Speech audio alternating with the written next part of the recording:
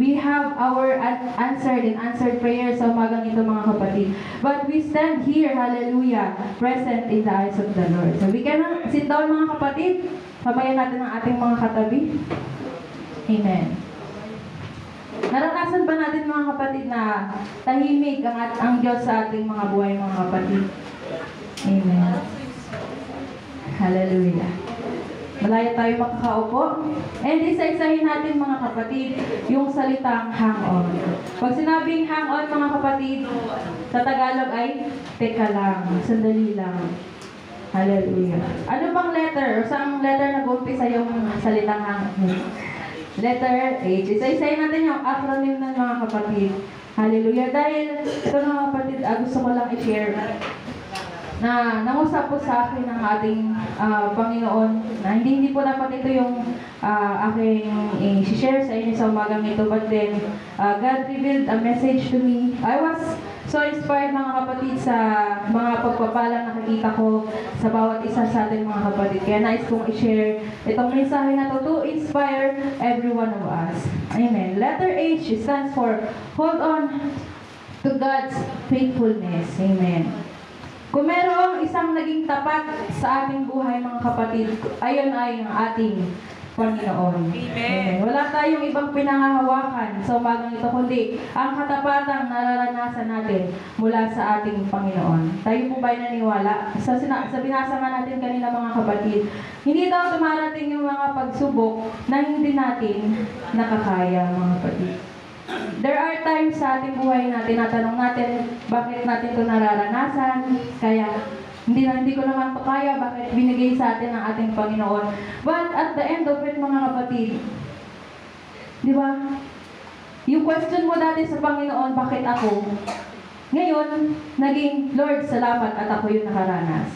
Amen? May mga pagsubok tayo dati sa ating buhay na parang gusto na nating sumuko sa paglilingkod sa ating Panginoon.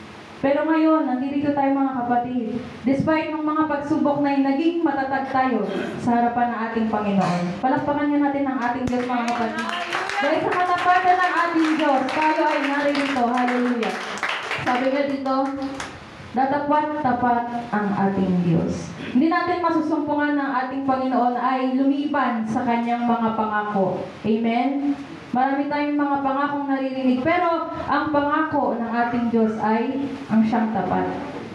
Nung nakaraan, mga kapatid, nung nakaraang mga araw, talagang meron kaming pinagpipray. Hallelujah. Pero dahil sa kabutihan ng ating Diyos, dininig ng ating Diyos yung panalangin ng mga kapatid. But hindi lang yan nakaraan pinagpray. We prayed for that 2 years ago, mga kapatid. 2 years ago, when I first heard that prayer na, Lord, pagkalooban mo po ng 4 wheels ang church na ito, mga kapatid. But dahil sa katapatan ng ating Diyos, hallelujah, dininig ng Diyos yung ating panalangin na tayo po ay magkakaroon ng 4 wheels, mga kapatid. I remember the first time na makarating kami dito sa church, mga kapatid. Ang service ng church na ito ay 3 wheels pa lang, mga kapatid. Pero butas-butas, alam mo, malayo pa lang na darating yung service, mga kapatid, kasi grabe yung lagutok ng sasakyan. Parang, alam niyo, mga kapatid, yung nagkakaskas ka ng yero, malayo pa lang maririnig mo, mga kapatid, ganun yung sasakyan ng church na ito. Pero look what the Lord has done now, mga kapatid. Amen. Dahil sa katapatan ng ating Diyos, dahil sa pagpupursige sa panalangin, napagtagumpayan natin, mga kapatid, na tayo po ngayon ay mayroon ng sasakyan, di ba? Napakasarap. Isipin, napakasarap, mga kapatid, na dati, panalangin ko lang to, pero ngayon, nabubuhay na ako sa aking pinanalangin. Alam mo, mga kapatid, may mga ganun tayong testimony sa ating buhay na nananalangin na tayo ngayon kung ano yung ating pinagpipray. At marami pa tayong mga bagay na gusto nating makamit, mga kapatid. Sabi nga, hold on and hang on to God's promises. Amen. And letter A, number A, mga kapatid. Letter A, avoid quitting too soon. Let us read in the book of Galatians chapter 6, verse 9. Maaari pong magbasa doon sa unang makakita, mga kapatid. Galatians chapter 6, verse 9.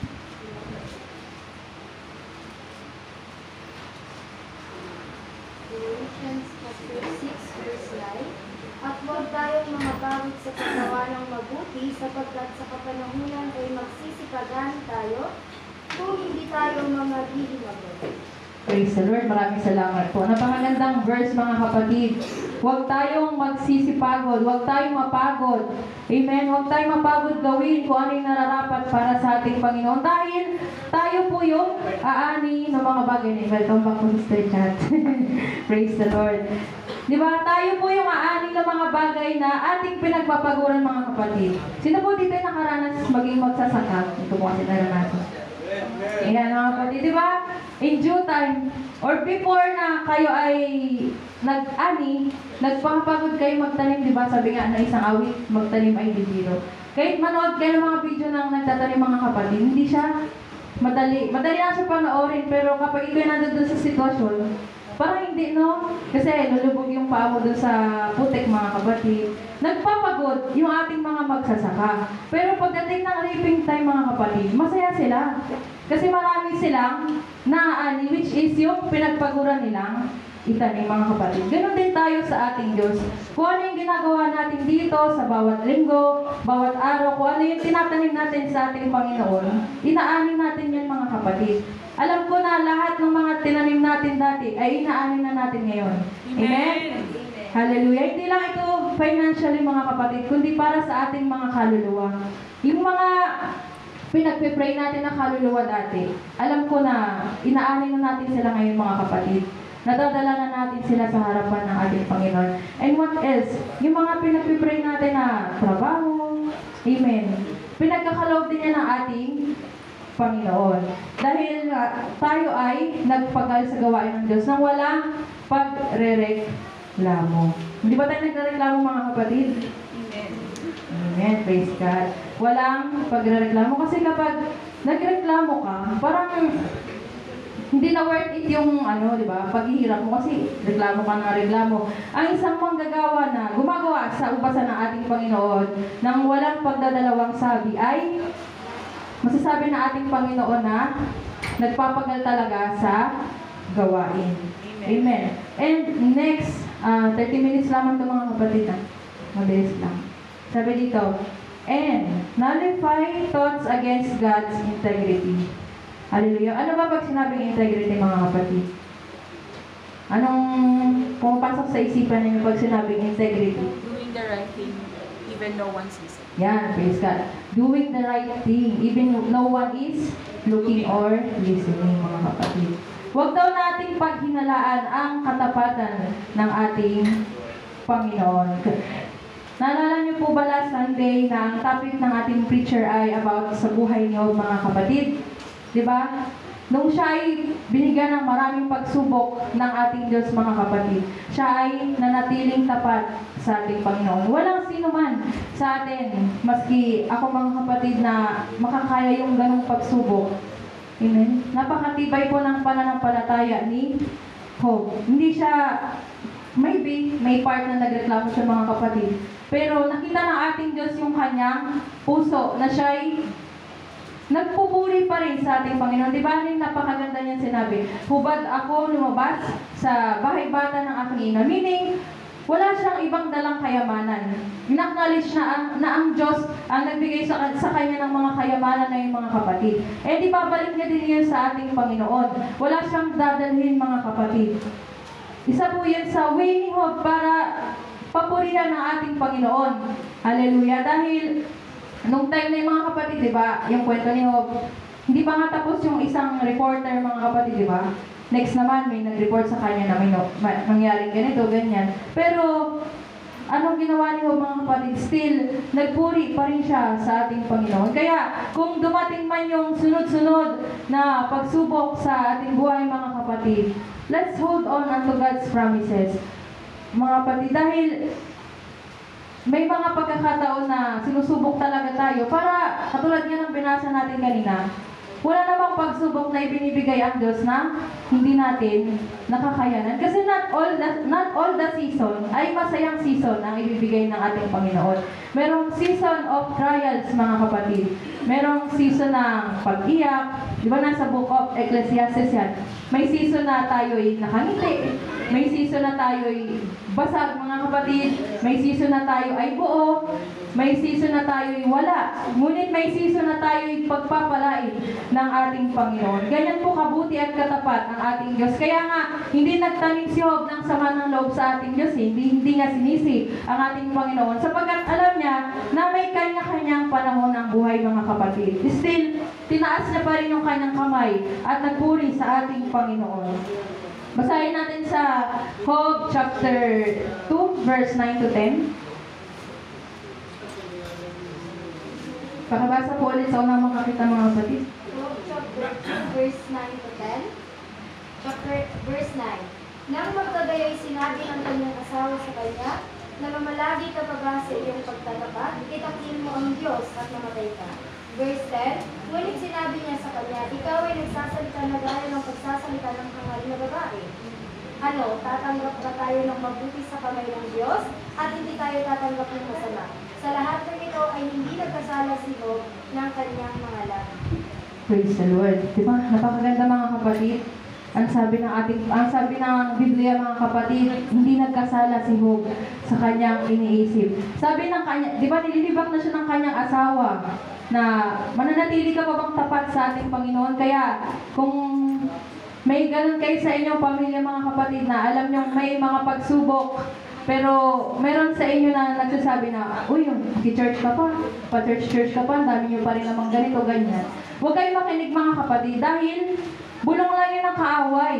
Tumingin tayo sa katapatan ng ating Diyos, mga kapatid. Tumingin tayo sa pagpapala ng ating Panginoon. Tumingin tayo sa blessing na darating sa ating buhay, mga kapatid, dahil dikta lang yun ang kaaway. Bakit, mga kapatid? Hindi naman yung asawa ni Job, hindi niya nakita yung katapatan ng ating Panginoon. Dahil una-una, hindi siya yung pinagpala ng ating Diyos. Ang pinagpala ng ating Diyos ay yung asawa niya. Nadala lang siya, mga kapatid. Pero nakay Job pa rin yung pagpapala. And next, mga kapatid, letter G. Go on praising the Lord anyway. Basahin natin sa 1 Thessalonians chapter 5, verse 16.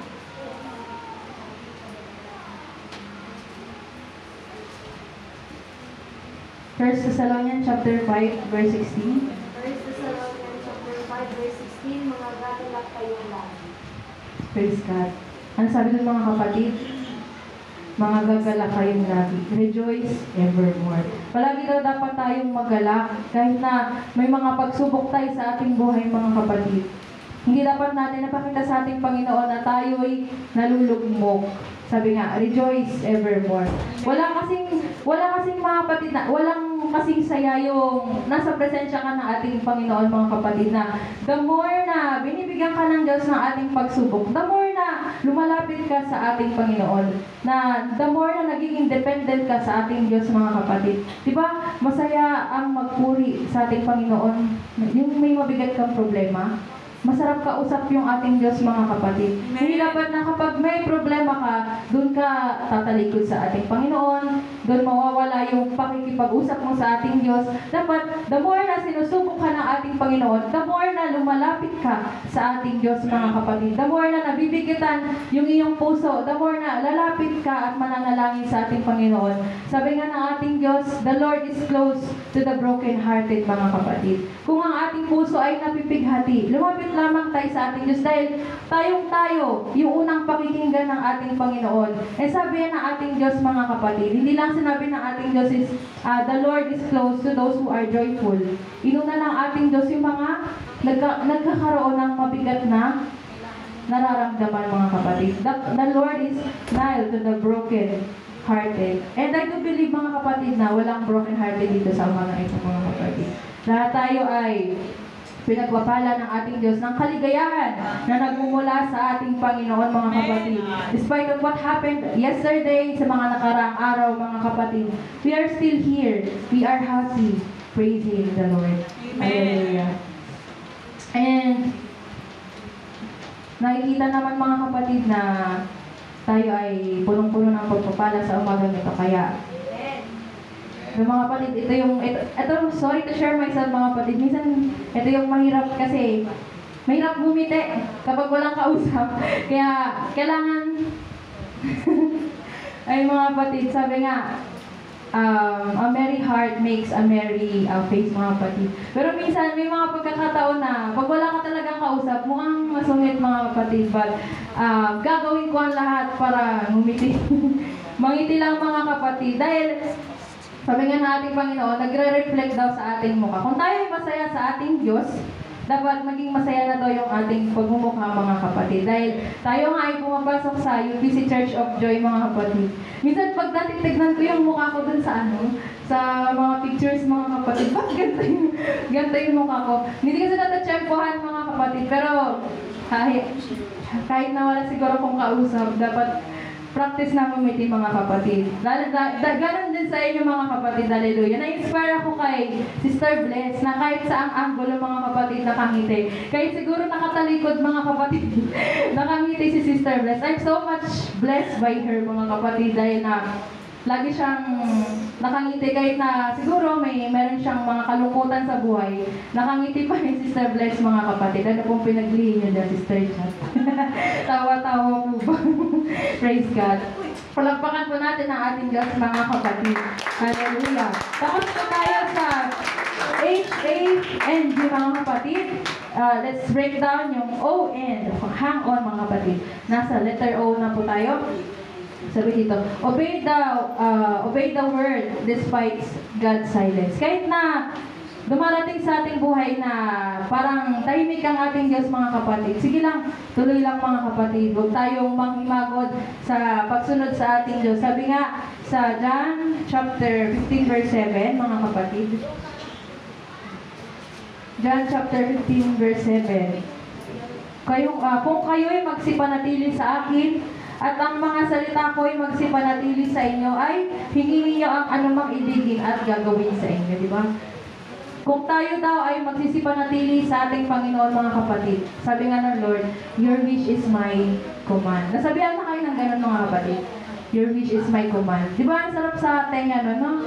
Ano bang sabihin mo ay gagawin ko, mga kapatid. Ganun din sa ating Panginoon. Ano man daw yung hilingin natin sa ating Diyos, basta huwag tayong mawawala sa ating Panginoon, ay ibibigay ng Diyos in a perfect time. Sabi nga nung note ni Sister Chat doon sa Messenger, when the time is right, the Lord will make it happen. Lahat ng mga bagay, mga kapatid, ay may due time. Hindi pwedeng lahat na ipag-pray mo ay ibibigay sa iyo kaagad ng Panginoon. Kaagad-agad na hindi pa oras. Maaaring ikaw ay mapahamak, mga kapatid, di ba? We remember, merong 3 answer ang ating Panginoon sa ating mga panalangin. It's a yes, no, and wait, mga kapatid.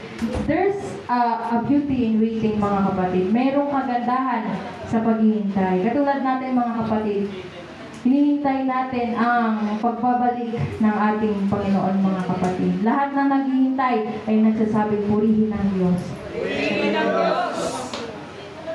Naranasan niyo na maghintay, mga kapatid? Amen! Amen. Diba? Maghintay. Ayun, mga kapatid. There's a need to wait sa ating mga Christian, mga kapatid, para matest ng ating Lord kung gaano tayo patient. Sabi nga dito, waiting develops patience, mga kapatid. Kaya kung the more na alam mong mahaba na yung paghihintay mo at hindi ka nagre-reklamo, patient ka na nun, mga kapatid. Di ba ang hirap magpaka-patient, mga kapatid? Sa maliit na bagay, ang hirap ng pagpapasensya. Ang hirap pahabain ang pasensya mo, mga kapatid. Pero kung titingin tayo sa ating Panginoon, kung pangahawakan natin yung pangako ng ating Diyos na tayo ay makakasama sa kanyang pagbabalik. Diba? Ang sarap magpahaba ng pasensya, mga kapatid. Hallelujah. And it brings things to maturity. Alam niyo yung anong tawag, mga kapatid, sa ating mga magagandang teacher yan. Sabi, mga kapatid, ano yung tawag dun sa proseso na yung butterfly or yung uod, mga kapatid, ay nagiging butterfly? Anong tawag dun sa life cycle nila, mga kapatid? Butterfly cycle. Ayun. Stages of, may tawag dun, mga kapatid, yung tinatawag nating metamorphosis, mga kapatid, di ba? Kung yung uod, sa atin, mga kapatid, napak-apakan lang natin, di ba? Pinandidigan. Makati kasi yung mga kapatid, di ba? May iba't ibang klase, may kulay green, meron ng mabalahibong, mga kapatid. But kung Kapag mabasdan mo yung buhay ng mga kapatid, mula dun sa kapangitan na yun mga kapatid, and naalala ko nung ako'y grade 1, pinag-drawing kami ng mga kapatid, yung uod, di ba para siyang pumapasok dun sa bag na cocoon yung tawag mga kapatid kung naalala niyo yung lesson na yun. Dun sa drawing, ang pangit ng itsura ng uod mga kapatid kasi para siyang nasasaktan. Now, ko lang na-realize nung malaki na ako mga kapatid na kapag ganun pala yung pinagdadaanan ng uod, matagal siyang makukulong dun sa bag na yung mga kapatid. Parang pwede siyang i-apply sa buhay nating mga Kristiyano mga kapatid na kahit dun sa paghihirap na yun, pagkatapos mga kapatid, pag naging butterfly na yung uod na yun, di ba ang ganda mga kapatid? Ang ganda. Mula dun sa uod na pinandidirihan natin mga kapatid, pero nung na-develop into butterfly mga kapatid, ang ganda niya. Ganun din sa ating mga Kristiyano mga kapatid. Waiting brings maturity to us. Na kung dati, ganun yung pananaw natin sa buhay mga kapatid.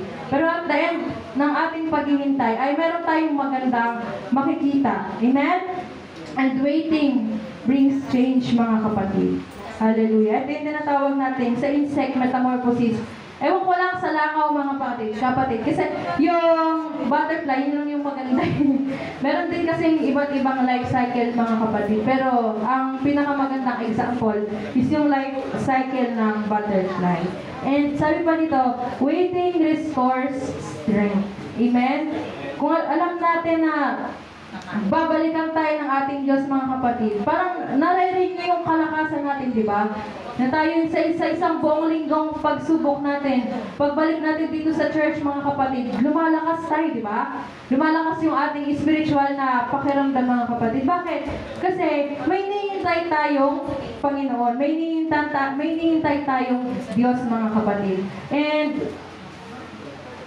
para tayong cellphone na lobat mga kapatid. Pero once na naramdaman natin yung presensya ng ating Diyos, nare-recharge tayo mga kapatid. Diba? Ang cellphone na patay ay hindi natin mapapakinabangan, hindi tayo masasatisfy mga kapatid. Pero once na ang presensya po ng ating Diyos ay ating maranasan sa bawat Sunday mga kapatid, nare-recharge po yung ating mga kaluluwa. Diba?